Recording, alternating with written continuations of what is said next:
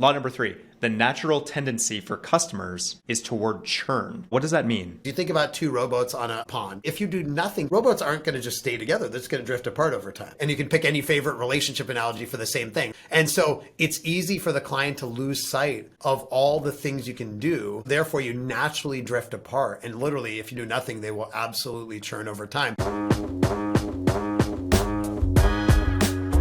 It's a terrible feeling. New business deals are slow to come in, and you're watching your growth targets slip away. Your sales team puts in a massive amount of effort to bring in new customers. Your support team answers all their questions. And still, customers are shrinking or churning, slowing your growth, or negating it altogether. This is another form of revenue leak. But there's a way to understand this leak and to diagnose it. There's a 3-letter combination you've probably been hearing more often lately, and it's the metric that the best private and public companies are leaning on to help them grow, even in the face of uncertainty. NDR, net dollar retention. It measures the growth of your business regardless of acquiring new customers. The word retention in net dollar retention is a bit of a misnomer. NDR is not only about the business that you're retaining. NDR factors in upgrades and downgrades of existing customer contracts and customer churn. This is how you start piecing the growth or decline of the business together. Net dollar retention functions as a diagnostic tool about the health of your customer base. On this episode, one of the creators of the entire category of customer success is breaking down why paying attention to NDR is one of the most important strategies for revenue leaders today. Here's Kyle's conversation with Nick Mehta, who's the CEO of Gainsight, author of multiple books on customer success, and all-around champion of delivering value to your customers. I'm Kyle Coleman, sales pro turned SVP of marketing at Clary. Run Revenue is the show where revenue pros learn to stop revenue leak, achieve revenue precision, and grow their companies and careers. This is Run Revenue Show with Kyle Coleman. Nick Mehta, welcome to the Run Revenue Show. How are you doing today? Oh, Kyle, it's so great to be here. Thanks for having me. Oh, of course. I've been looking forward to this conversation for a long time. Your name is synonymous with customer success. You created the category, for gosh sake, and now we get to talk about what is probably the most important revenue strategy for leaders in 2023 is all around improving net dollar retention during this, call it downturn, recession, choose your word for it, but that's the topic today. So I'm really excited to pick your brain about all these things. Awesome. Yeah, I might be biased, but I agree with you. I think it is pretty important right now. So Before we do that, though, as I mentioned, you are customer success. Where along the lines here from 2002 to 2013, where did the idea for Gainsight come from? How did it hatch? Yeah, totally. When I was in Symantec, and I came into Symantec through a company called Veritas, I was running a business that was all on-premise software. And some of the folks listening remember those days. They're quite far gone now. And there's still some businesses out there, but obviously SaaS became much more popular in the last 10 years. But back then, you had this idea where you'd sell a product and customers would install it and they'd pay largely upfront for that product. There might be some maintenance and support revenue, but largely the customers kind of stuck with it. And so as a general manager, as a product manager, you didn't think that much about things like, are the customers are using it? Are they getting value? It's not like you were against that. It just wasn't the way you thought about things. It was more about how do you sell more customers? How do you ship more product? And that's why for a long time in software history, the two groups that really did mattered were sales and product. And then I went to run my first SaaS business, this company Live Office. And I came into that company with that old school mindset. So I was like, oh, sales and product, sales and product. And then I heard my first few quarters was like, oh, whoa, what's this thing called churn? Right? And our customers were paying us either monthly or annually. And it wasn't just churn. It was like, wow, how did that customer, they were buying another module and they ended up buying it from a competitor because we didn't even know about it. And they were super happy. Or how come we never know who is a good reference for us? And like, how come we don't know which features are being used in our client base? And so this idea that like we had our customers in the cloud, but we didn't have a cloud mindset to our customers. Right. And so that was the concept. And I didn't know it was called customer success then. This is 2008 to 2011. At that point, the only people really using that term, one of the only companies was Salesforce. They actually came up with that term because they had to do it out of necessity early days. You know, they had sold the software on a subscription basis and realized, gosh, if people aren't using it, they're not going to renew it. And so they famously in 2004, I think, created this role CSM. We've written 3 books on customer success. The blue one in the back there chronicles kind of the beginning of the industry. It started out this kind of small thing, but what I saw in my last company was this concept, whether you call it customer success or something different, is vital when you're in a SaaS business model, and it's new. It's not something we all know how to do. And so after selling my last company, I was thinking about, what to do next.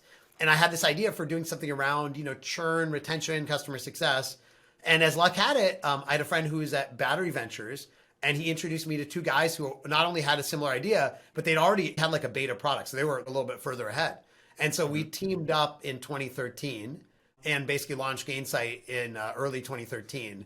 And we'll talk more about the story. At that point, honestly, you go to the average tech CEO and you say customer success, and they think, oh, you're talking about customer support, right? Like, oh yeah, Right. The people that fix the issues.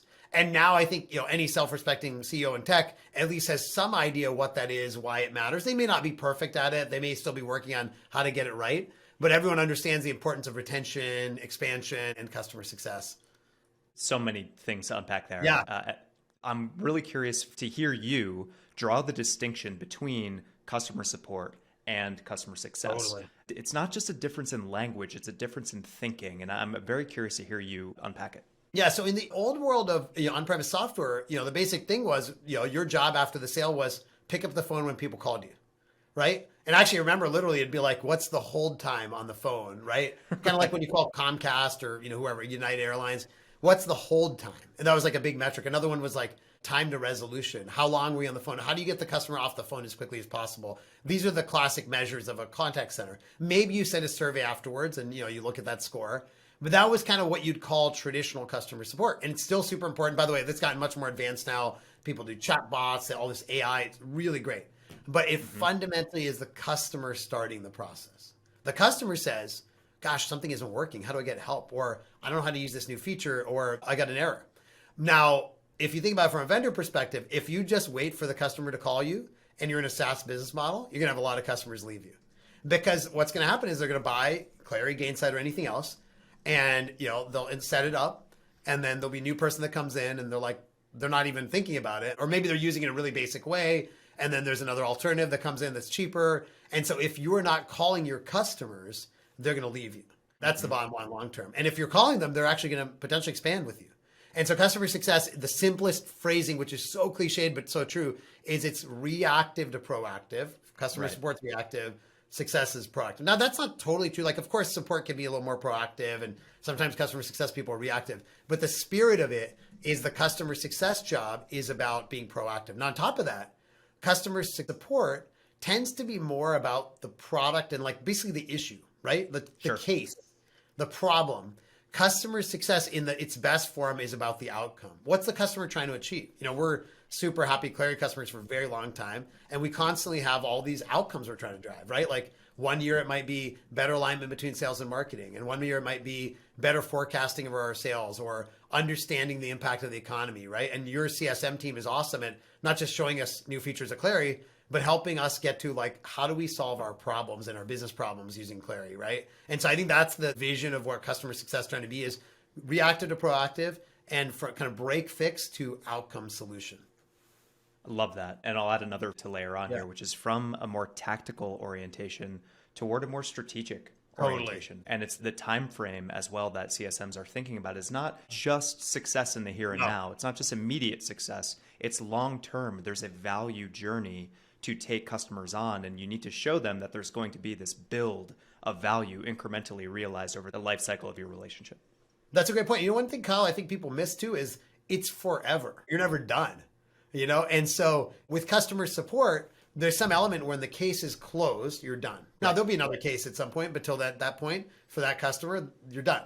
For a customer success, you're never done. Because what's happening in the customer? New stakeholders, going public, going private, reorganization, moving marketing underneath the CRO, right? Moving to a high velocity model. I'm thinking about your business as an example, moving to a low velocity model, right? All these things are happening. They're standardizing a new tech stack. They're moving away from other solutions and new competition, right? That all change the playing field. And so customer success's job is never done because you're constantly have to drive more value. And if you're not, literally, it's kind of like gravity. If you're not constantly like pushing that value up the hill, it's just going to roll all the way back down. It's such a good point, Nick. And it's a perfect segue into the next topic here, which is you've mentioned you've written 3 books on this topic. Yeah. You have a whole wealth of knowledge. I encourage people to go and check out all the thought leadership you've published over the years. It's staggering. It's mind blowing. It's like you can get a PhD in customer success just by checking you out on LinkedIn. But one of the things you wrote were these 10 laws of customer success, these paradigms. And law number 3, I'm going to read out loud to you. You mentioned the word gravity. The natural tendency for customers is toward churn. What does that mean? Yeah. So, I mean, the basic idea over time is, actually Dan Steinman, who was our first chief customer officer, and he wrote a big chunk of the first book. He had this great analogy, which is you think about 2 rowboats on a pond, right? Or a lake. And the rowboats start out, they're right next to each other. But literally, if you do nothing, just because of like the physics of wind and things like that, rowboats aren't going to just stay together. They're just going to drift apart over time, right? And you can pick any favorite relationship analogy for the same thing, right? Like the natural trend is to drift. And it's not because of anything wrong. It's just like things drift apart. And this is why the most common churn is, hey, I'm sorry, we're not going to be able to continue working together. But don't worry, it's not you, it's us. Everyone's heard that. And it's because you drifted apart. And how does the drift happen?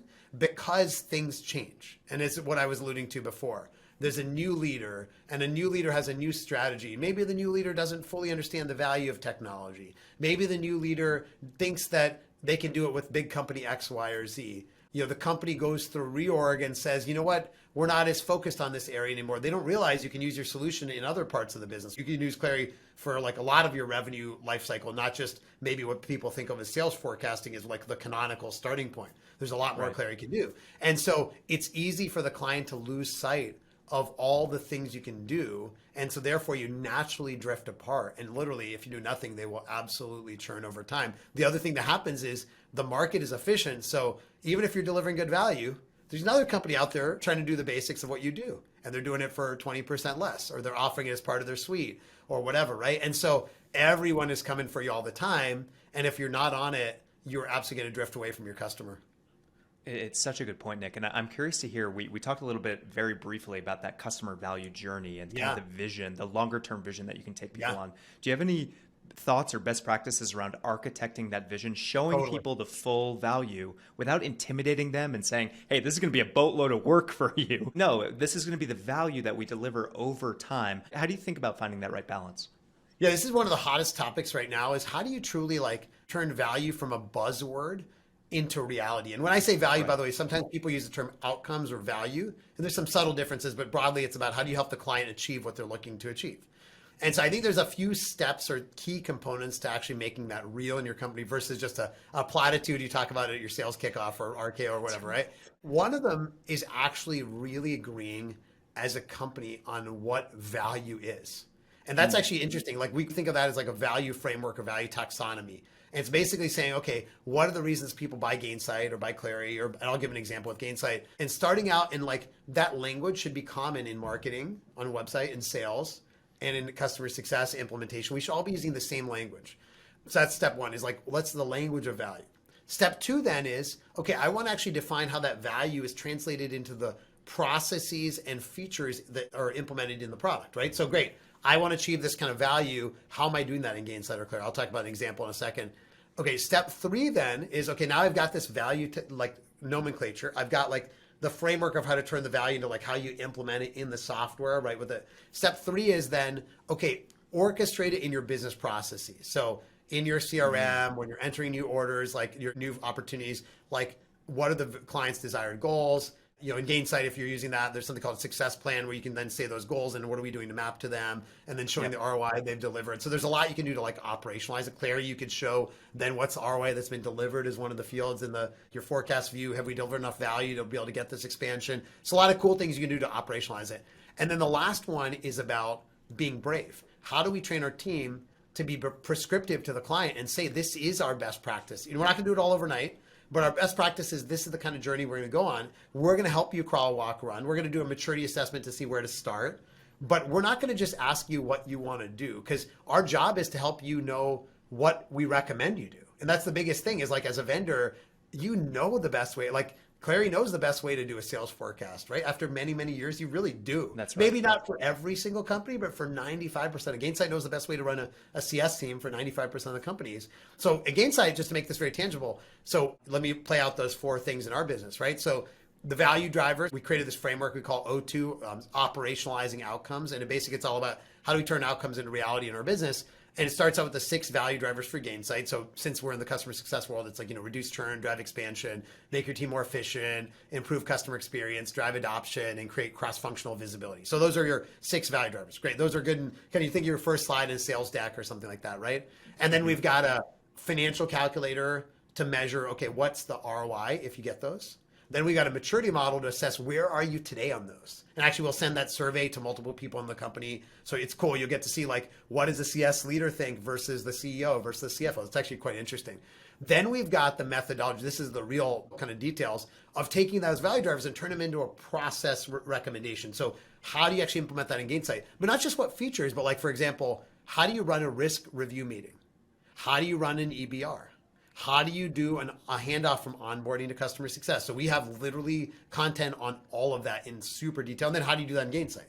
And then finally, step 3, which is, okay, now operationalizing that. So of course, in our business, literally you go into our CRM, you have those 6 value drivers. When you're a rep, you have to fill out which one of these the client wants. What are their goals? If the retention is X today, what do they want it to be?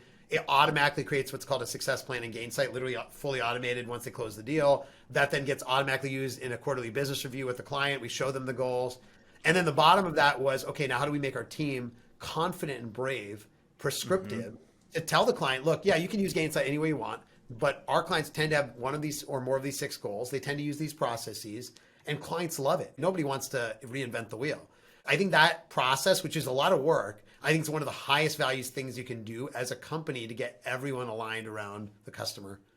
Such a sharp insight, Nick, because so many customers, I mean, you've been using Gainsight for 10 years. We've been using Clarity for 10 years. Sometimes we take for granted the level of maturity that we have using our own product. We go to these companies and we say, you can do all these wonderful things. They're like, whoa, whoa, whoa, whoa, slow down. Like, we just implemented Salesforce. Like, help us get our infrastructure in order, and then we can get to your future vision. And so having this really thoughtful from a value to operationalization, productization, and then your training and your enablement for your reps to go and be able to make sure that this turns into reality, to your point. This isn't just platitudes. This has to be tangible, realized business value. And there's a total connection, to your world, Kyle, because I think that what allows you, gives you the permission to show the client what you think should be done.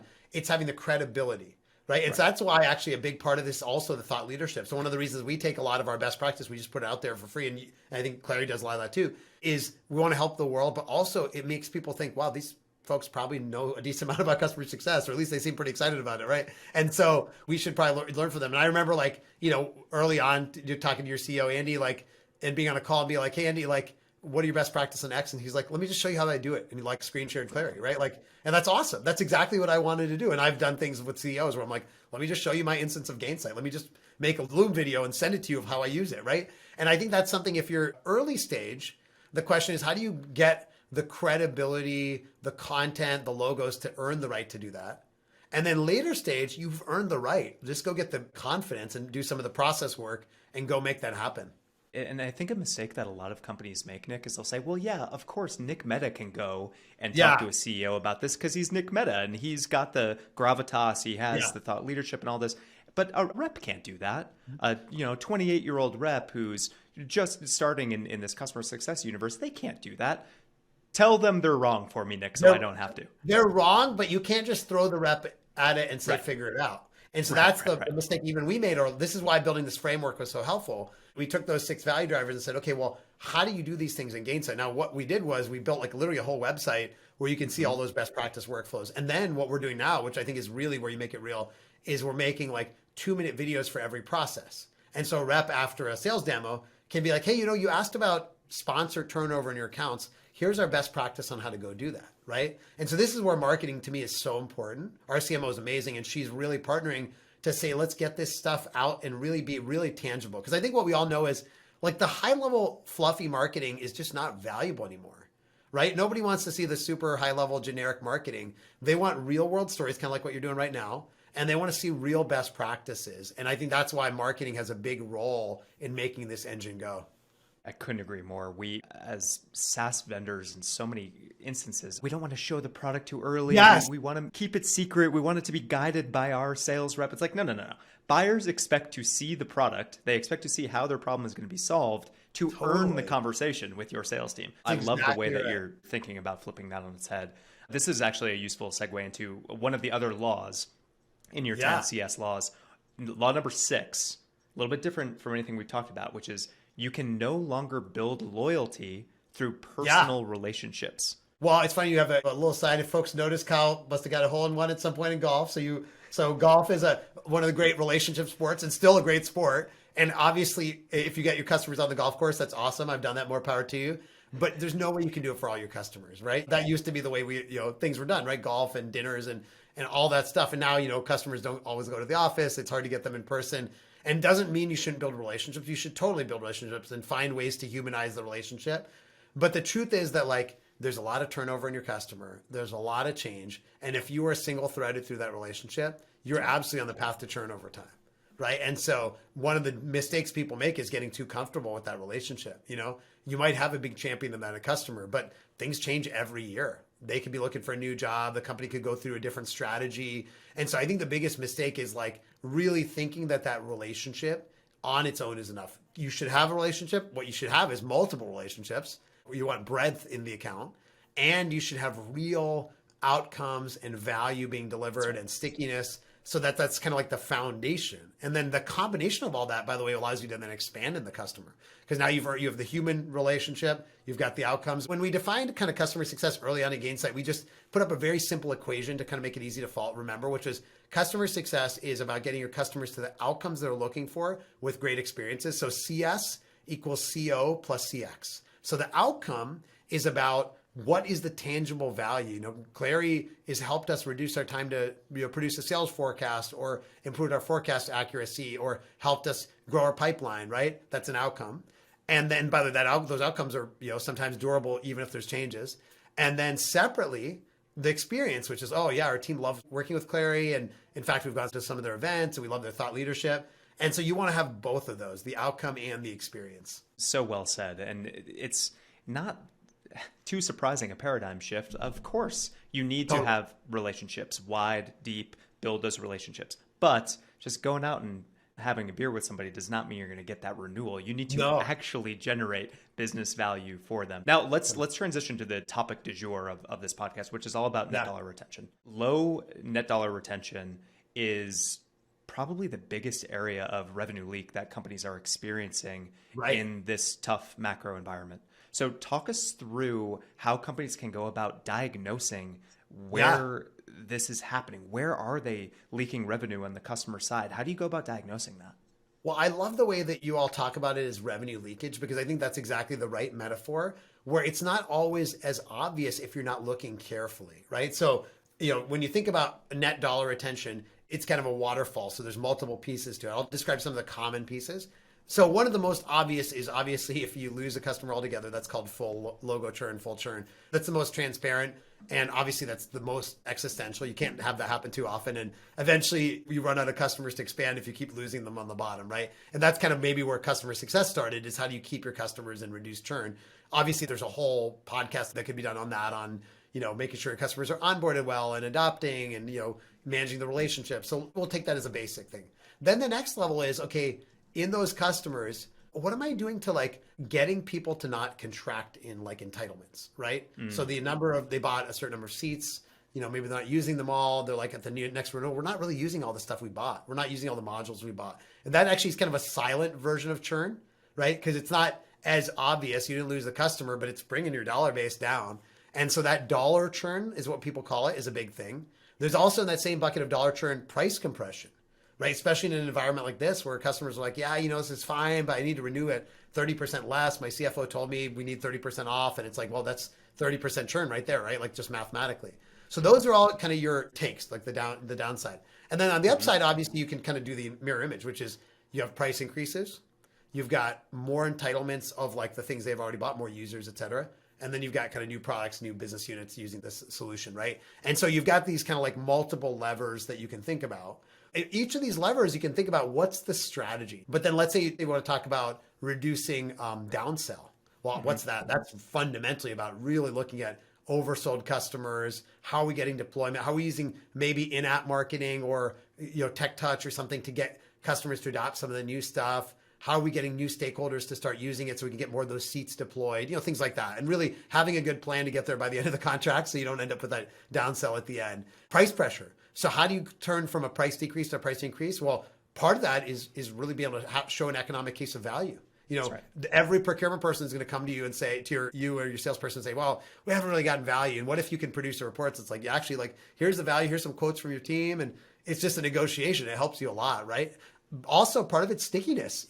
Have you embedded yourself in the business process so much that like they can threaten to leave, but they can't really. And so you have some more pricing power there. Then you've got more seats, which obviously is about, okay, how are we doing such a great job that there's kind of natural expansion and customer success is really helping. And then there's kind of, new products and new business units. Like I think you guys have call recording and other things like that, right? So then you're like, okay, how do we go sell these new solutions, which is obviously sales and CS collaborating together, building a joint account plan, those types of things. But you can take that waterfall of those 6 levers and say, what are our strategies for each of those 6 levers? I love that. I want to key in on that last point that you just made, Nick, which is that joint account plan. Another area of revenue leak that we see happen all the time is just this breakdown in collaboration, where the handoff from SDR to sales or from sales to implementation or implementation to CS or something gets lost in translation. The value that we're supposed to be delivering to the customer, to the prospect, just doesn't happen. So what are your best practices in making sure that that account planning and all that information transfer is happening with extreme fidelity?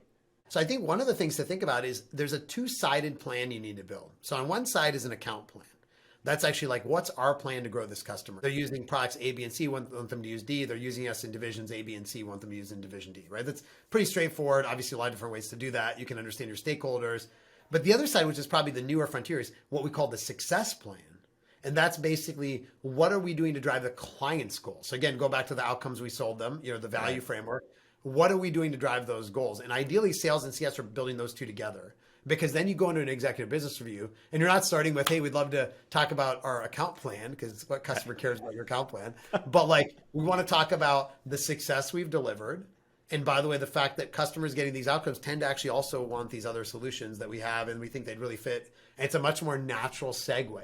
And that's why CS and sales being able to really plan the account plan and the success plan together. And actually, a lot of our clients have started kind of like doing those in a very tight way together. So I think that's a really big opportunity, is aligning those two together. Now, on top of that, I think one of the things that salespeople can think about is, how can they use their CSM as a secret weapon in those meetings when we're talking about expansion?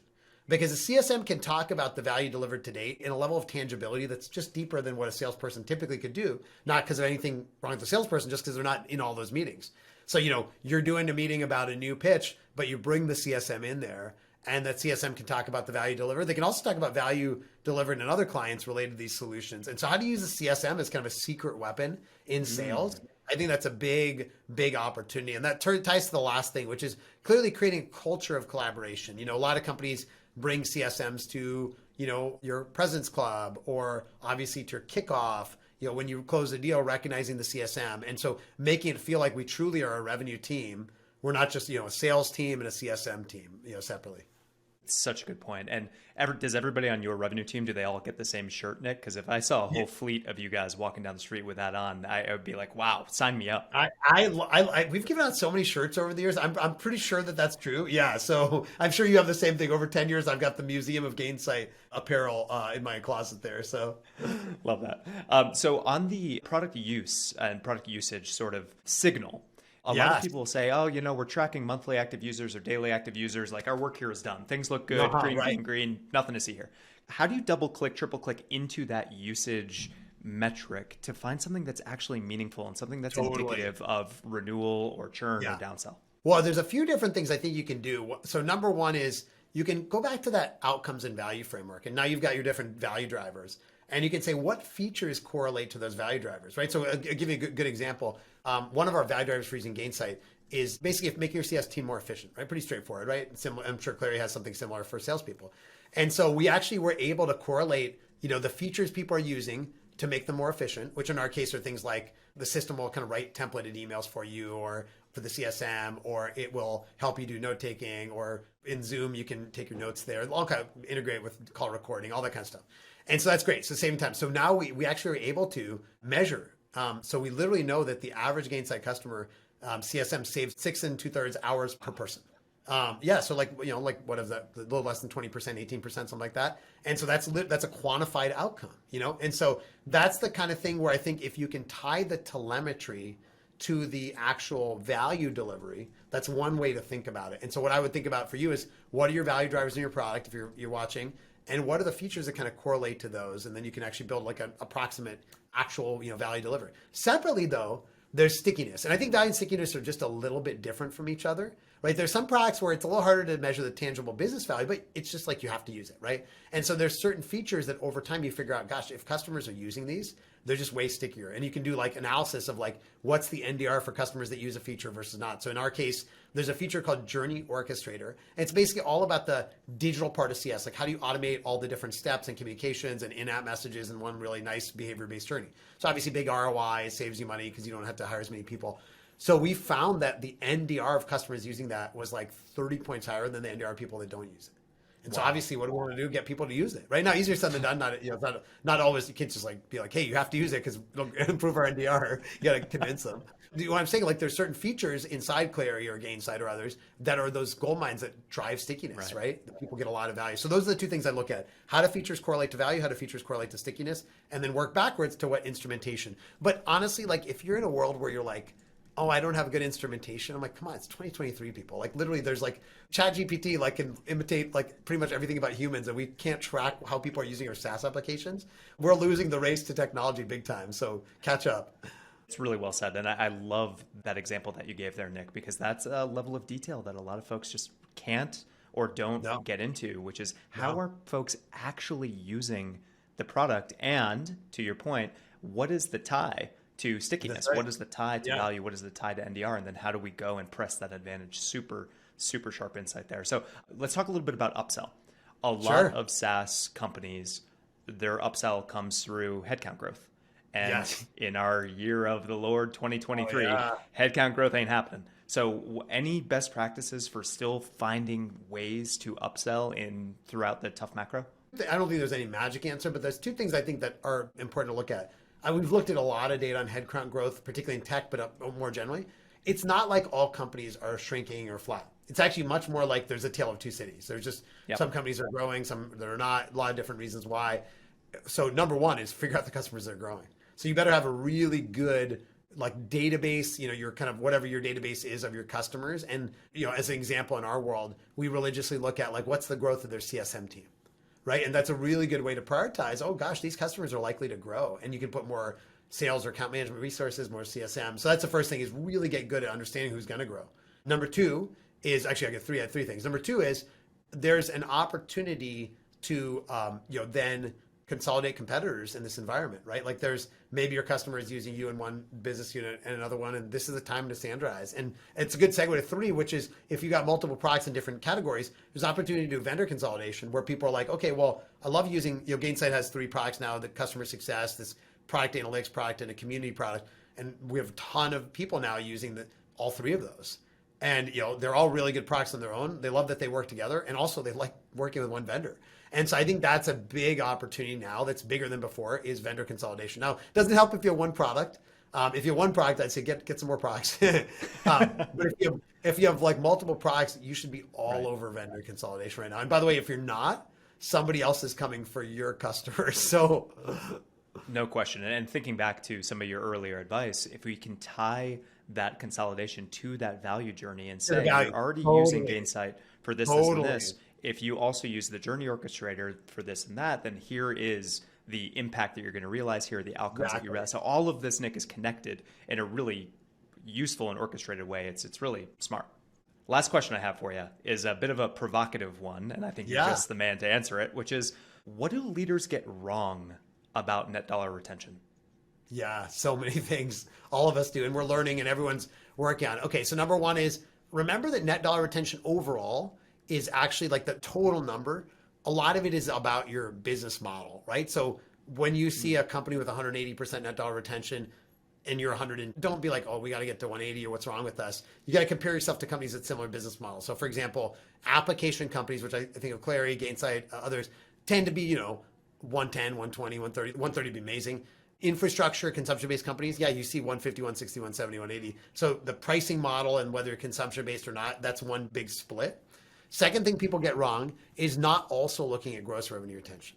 Because as I mentioned before, if you are like adding all this stuff at the top, like in terms of expansion, but you're losing all these customers at the bottom, the game's going to run out over time. And that's a good segue to the third thing, which is not unpacking those levers. So they're just kind of like looking at it overall, but they're not realizing, God, we're leaving a lot of money on the table in pricing. You know, we could be doing price increases, or we're basically giving people more products and we're swapping them in, and it looks like we're growing, but we're really stealing from the future. You know, things like that. A lot of those things can happen, particularly if you have a sales comp plan that's just like, hey, dollar's a dollar. Then a lot of things can happen where things are just kind of like, they're kind of swept under the rug. Short-term things look good, but long-term, you're like, oh wait, where did our growth go? So really unpacking NDR and understanding it versus looking at it as what I'd call a vanity metric. It's a really good point. And one I'll add on, I'm curious if you've seen this scenario, is retention is a key part of NDR. The R is for retention. Exactly right. I've seen sales leaders or post-sales leaders, CSM leaders, sweat out a $50K upsell and completely ignore the $1 million retention that ends up as a churn. And they're like, what just happened? And Kyle, the nightmare there, to make it worse, is it's not that you lost $1 million customer. What you lost is probably a $3 or $4 million customer. Because over time, that customer that would have been saved would have expanded and grown. And, you know, now some other vendor has a $3 million customer. And by the way, also has a competitive logo that's like, oh, we moved off of company X, Y, or Z onto ours. It is so bad. And the multiplier effect on getting these big churns is just, it's terrible. Now, it'll happen, but that's why it's so important. 100%. All right, my friend. Well, this has been fantastic. We're nearing the end of our time. I got one more sort of personal question for you. You're a man of varied interests. You've been around the block. I'm curious to hear a book recommendation, and not a business book, and maybe even not nonfiction. Give us a fiction book that you think is worth reading, and tell us why. Oh, there you go. I love fiction. I'm a huge fiction person, so that's great. So one of the best books I've read is All the Light We Cannot See. It's actually a Pulitzer Prize winner by Anthony Doerr a couple years ago. It's incredible historical fiction. It's just totally beautiful. It's just like one of those where it's nice when you're in SaaS or whatever, you're in the day-to-day, you're in the numbers and NDR or whatever, and at night you just kind of like sit by your bedside, transported to a different world. So that would be mine. Love that. Love that. Thank you so much, Nick Mehta. You are a legend. We really, really appreciate the time. It's been a masterclass in all things customer success and NDR. Don't let what you heard today go to waste. Take 2 minutes to download today's checklist to get your priorities in line for the week. You can find that linked in our show notes. And if you liked what you heard, make sure you give us a 5-star rating and leave a review. We'll be back next Monday with more to help you win your week.